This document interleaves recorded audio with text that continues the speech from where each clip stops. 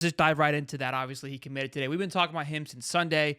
Felt really good. Felt like it was a lock, but I think we've learned from last time. I retweeted the video because everybody enjoyed blasting me 2 years ago. The mishap that Corman was supposed to. This thing was such a lock I had never seen. Felt such a lock in recruiting in my entire life. 247 dropped the video. I looked like an idiot. Loved every minute of it. Redemption, baby. Okay? I'm never wrong. It may take 2 years to come full circle, but we're back, baby. So he announced this today, and here's why I love this. I know I can hear you guys already. Oh, here he goes. The Sunshine Pumpers rock and rolling. It's not because Miami whiffed again, okay? It's not because we're getting a 5-star for free. It's not because we're not having to waste a scholarship position because he can be preferred walk-on. It's because I never know what old Billy Ballsack's going to do. And yes, Billy Ballsack is back. He's earned the name back again because he threw a curveball at me. I went on a show, and the guy called me out, rightfully so, Jason from Hall of Fame Football. I went on the show. He goes, do you think you'll land Corman? I said, absolutely not. There's not a chance in hell we go back after that because I felt like I got Billy dialed in. Watching the way that he navigates and maneuvers his way through just life in general, no way he goes back to this crazy nonsense that happened, this crazy ex-girlfriend. I stand wrong. I stand corrected. And I like it. I like the fact that he kept us on our toes. Some people, again, think Monday's show, there was a pretty good turn of the wave of like, let's give the kid a second chance. A second chance as if he like killed somebody. He did. He just left us hanging there with our, at the date without or at the prom without a date. But I like it. Brandon, let's go to you and then we'll let Swatter rip us up. What are your thoughts on this and what's your take on it? Yeah, I liken it to when an NFL team spends a 7th-round pick on a guy where it's like, yeah, he's got immense potential. He can be a superstar, but he's got to get right between the ears. And that's kind of just what we're looking for from Cormani.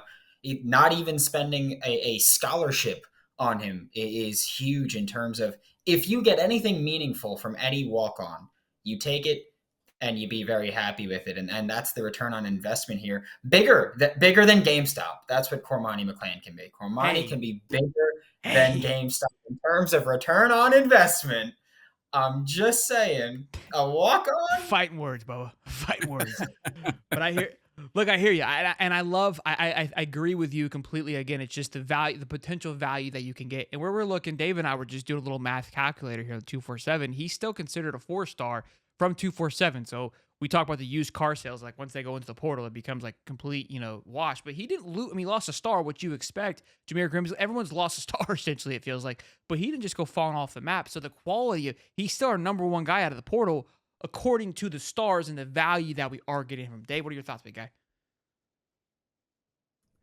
Yeah, man. I mean, anytime you can take a guy that obviously was a former 5-star, number one cornerback, put him in there as a walk-on, it's very low risk, high reward. And I was even told I could share this too. I mean, the locker room actually decided on whether Florida takes Cormani McClain or not. Somebody had told me, one of my insider guys, he's like, you can share this tonight. Billy got the guys together and asked them, would you like to take Cormani?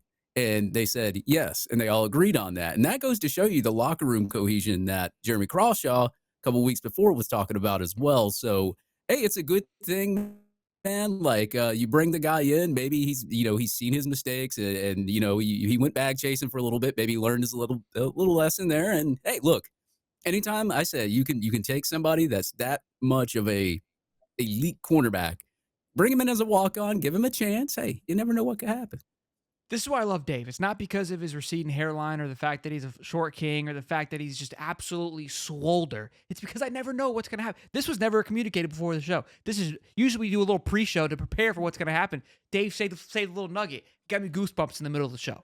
And this is where, look, Billy doesn't surprise me. This is what I was saying on Mondays. If I had to guess, given the amount of times that Cormani was visiting, it's like I know Billy. You know what I mean? Like, me and Billy would be 2 peas in a pod, maybe. I think he watches the show because I asked if he can release this on Wednesday, and he did. I'm not saying that he watches, but I'm saying he supports the show. Anywho, I said, look, the amount of times that he keeps bringing Cormani back, I was like, this isn't a business decision. This is him, in my opinion, vetting the process, going through this. Like, look, if you want to come back, be prefer walk on, you're going to follow every single rule that we have to offer to you. I don't mind bringing you back, but you got to do this.